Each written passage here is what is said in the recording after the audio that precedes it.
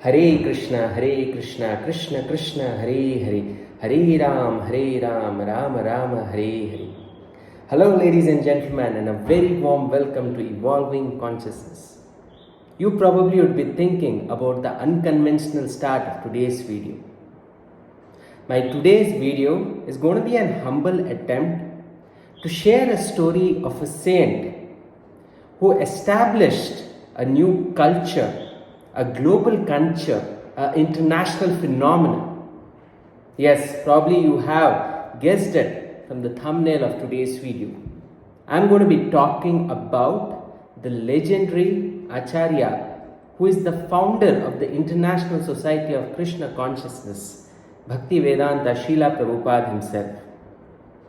Now, whether you are someone who subscribes to the school of philosophy or resonates with the school of philosophy of ISKCON or not is immaterial. But today's video is going to have such captivating lessons for you and me. No matter in which walk of life you belong to, there is immense value in today's video and about the personality Srila Prabhupada and what are the magnanimous lessons which you and me can learn from his life.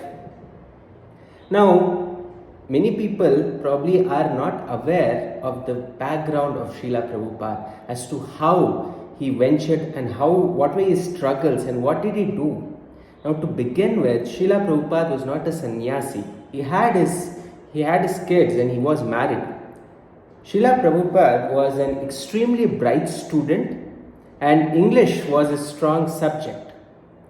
And he was born in 1896 on September 1st, and he was a person who was working in a pharmacy. He had his own pharmacy business.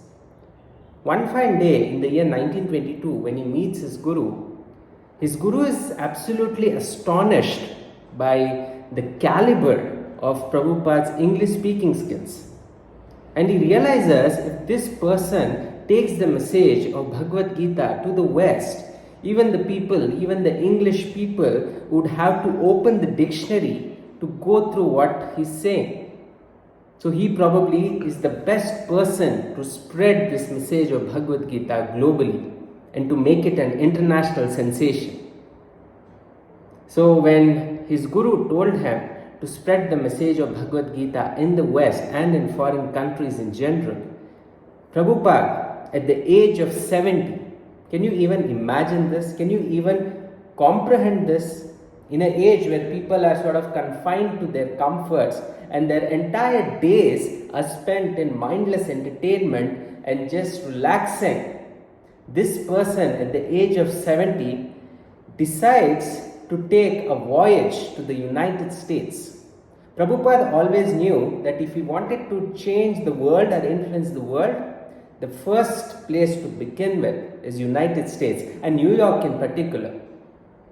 Because at those days and even now, United States was considered to be the most opulent countries in the world.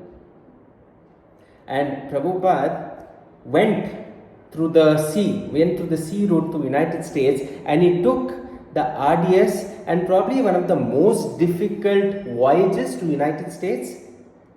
And let's understand, he didn't have any resources, he didn't have any infrastructure back then. Nobody knew him in the United States. He was all alone there.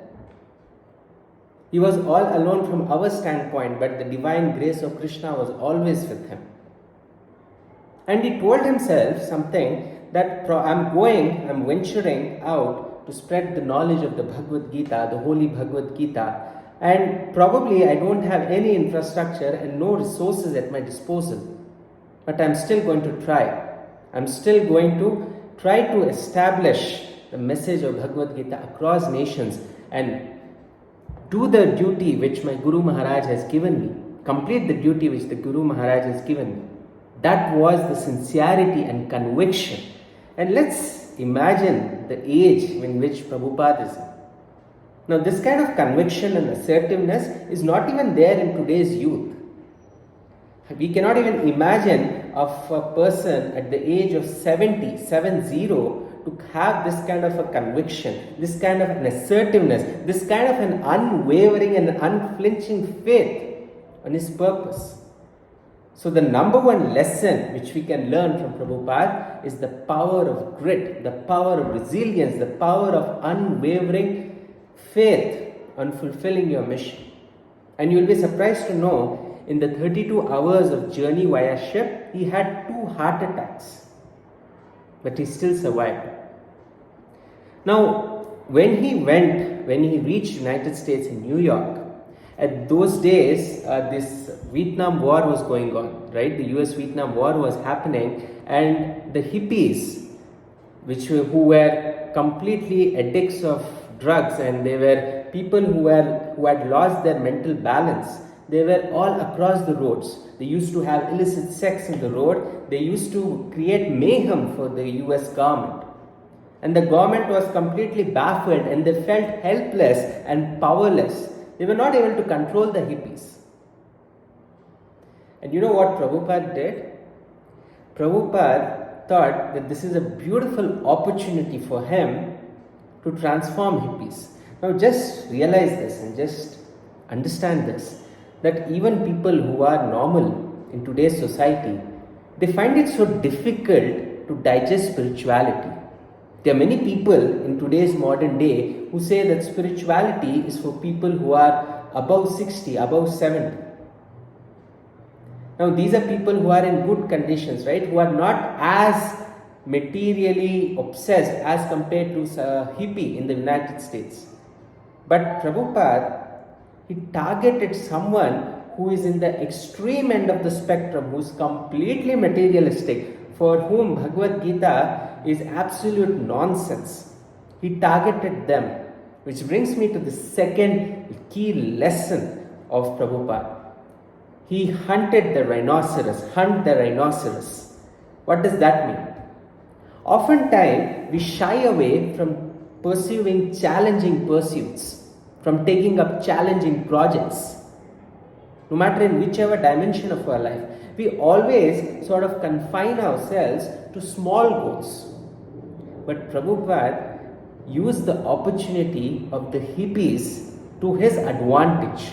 And it was absolutely not easy for him. You know what hippies used to do?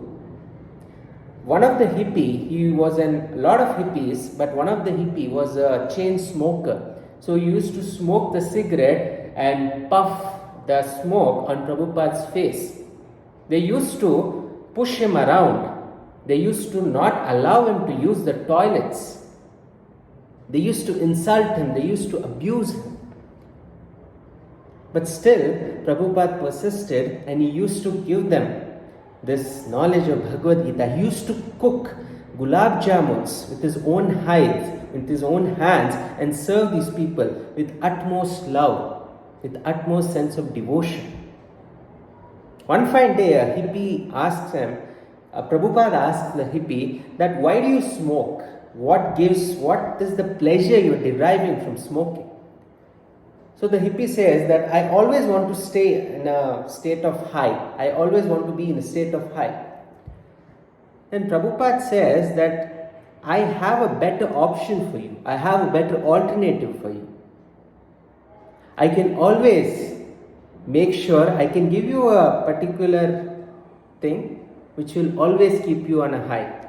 I'll give you a particular practice which will always keep you on a high. Now the hippie was amazed, and he thought for a moment that probably Prabhupada is fooling around. But once he sort of disclosed the Kirtan and the Hare Krishna Mahamantra, which is a universally accepted form of mantra meditation, which sort of cuts the roots of religion. It has nothing to do with religion. It sort of encompasses, it sort of gives shelter to all the different religions. There are no requirements, there are no prerequisites of religions to sort of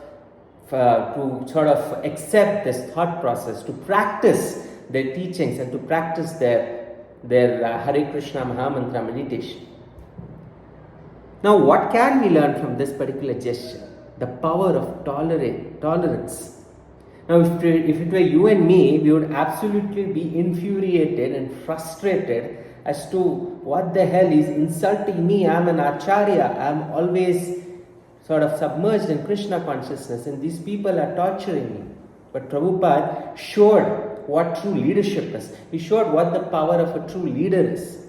He inspired them, he influenced them, and in the process completely converted them from a hippie who were completely brainless, mindless. They didn't have a certain direction and purpose in life. These hippies became the most accomplished monks and sannyasis who sort of spread the message of the Holy Bhagavad Gita internationally.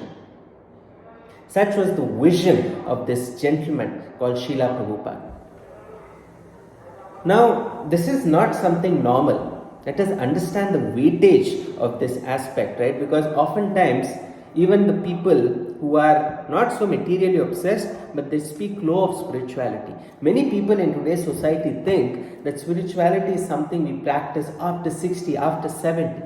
But what they fail to acknowledge is practicing spirituality after your life is over is like saying that you're preparing for the examination after your exam is over. Isn't it a foolish way to function? Isn't it a foolish gesture? Isn't it a foolish way to even think about it? This is how we think, right? We think spirituality is for the old people. I was going through this podcast and video which said that if you are someone who has never had the taste of spirituality, the chances are very remote, the chances are very feeble that you will take to any practice of spirituality when you are aged. Now let's understand this, right? When you are aged, your senses are not so sharp. You hardly have means and energy to operate and do your day-to-day activities. But if you are someone who has practiced the schools of thoughts of spirituality like Srila Prabhupada did, even at the age of 70, you can relish spirituality. Now, this is not to do about spirituality, but about this personality, Srila Prabhupada. He is an exemplary example of what leader means. In a place where all these things, all culture, spirituality was considered bogus, was considered mere lip service, he completely transforms people who were so disorganized. They used to have illicit sex in the road. They used to always be submerged in drugs, alcohol. These people completely transform themselves into living a more sattvic lifestyle. This is no ordinary thing. And this teaches us to hunt the rhinoceros, take up challenges, take up challenging pursuits. No matter how many times you fail, when you constantly attend to your challenge with the right intention and a clean heart, sooner or later you are going to succeed in your endeavor.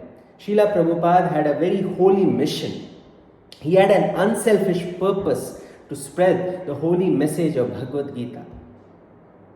And because of that, divine grace flowed effortlessly to him. Now there are a couple of instances in his life. Actually, his life is filled with countless examples, but I have tried to capture, I have tried to bring about few of those very remarkable moments which will captivate your attention. Henry Ford's grandson, Alfred Ford, visited Prabhupada, and he said he visited Prabhupada just as a normal gesture, and Prabhupada asked him, "Where is Henry Ford now?" And Alfred Ford was absolutely awestruck. That single question made him realize how futile his life was. And from that day, he completely devoted his life to the teachings of Bhagavad Gita, and he completely became a surrendered student of Srila Prabhupada. From the year 1965 to 1977, something remarkable happened.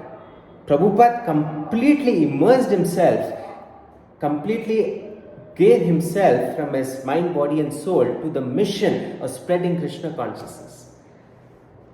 Do you know that there are 12 ISKCON temples in Pakistan, in a country which is so much of chaos is there, but still he made sure that this philosophy of Krishna consciousness cuts through all the realms, cuts through all the confines of religion.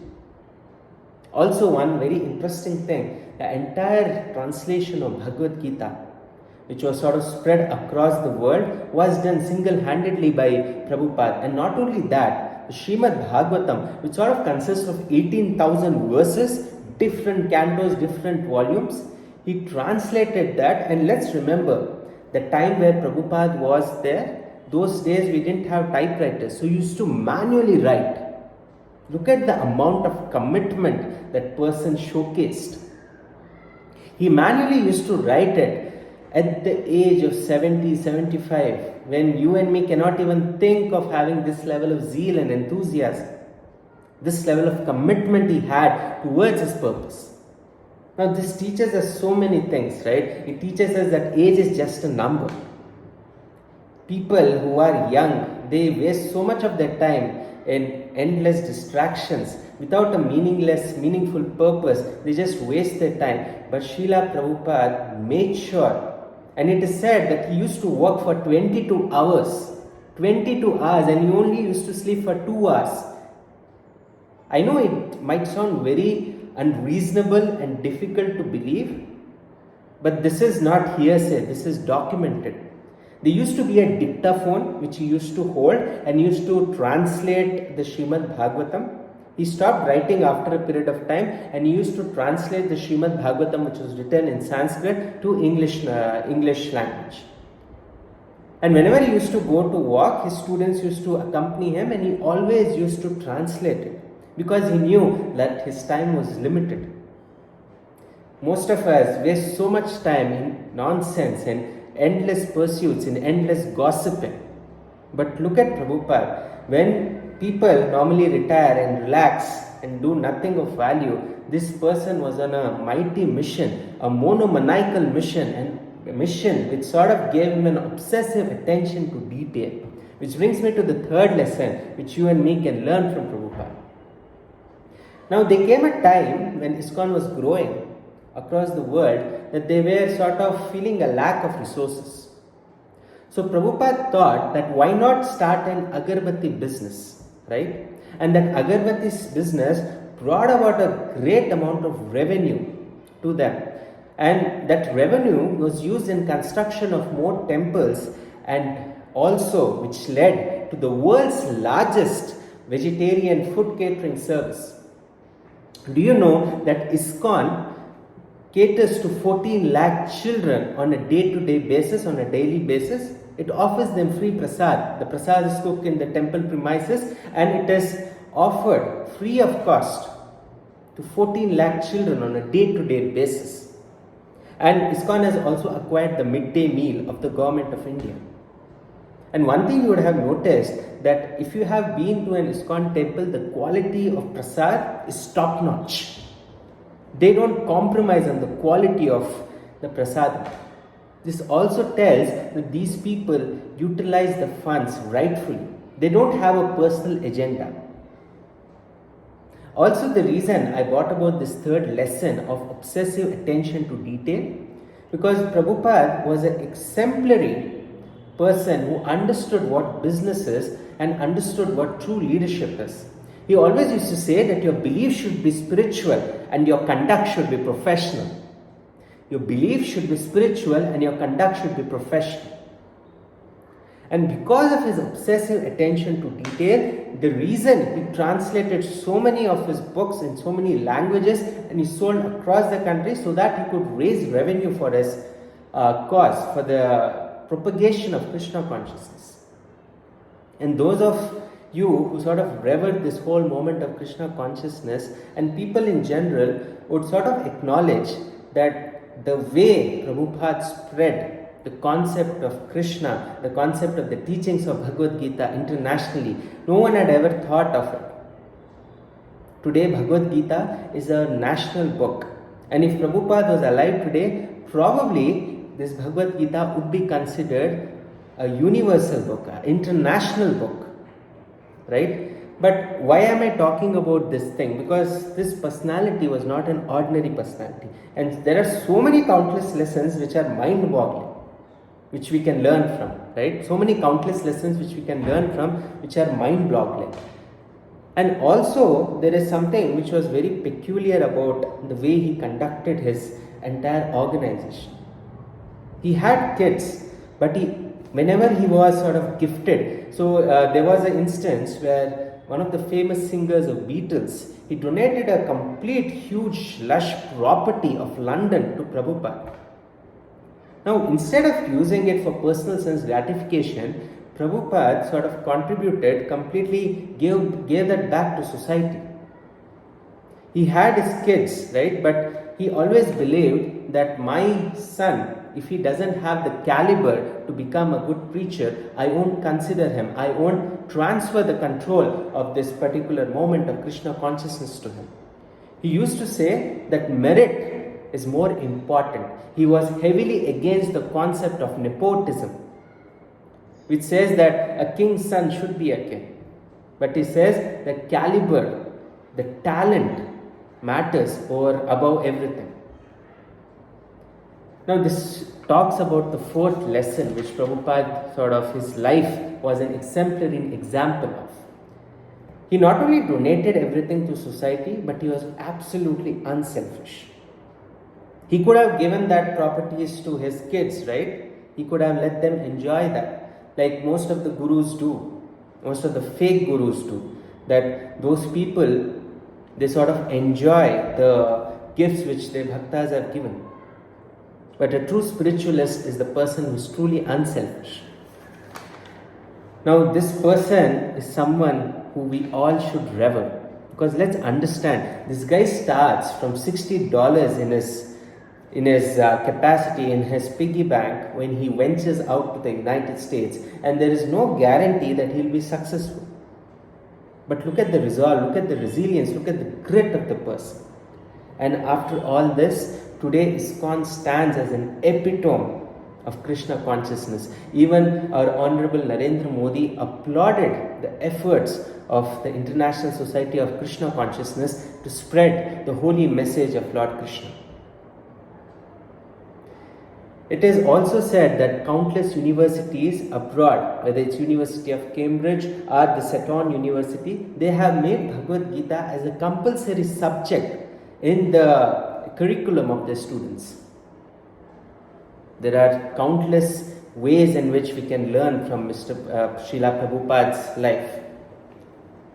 My today's video was an humble attempt to sort of not only acquaint you with information about this legend, but also to help you draw inspiration from it. Because oftentimes we have so many excuses, but look at this personality.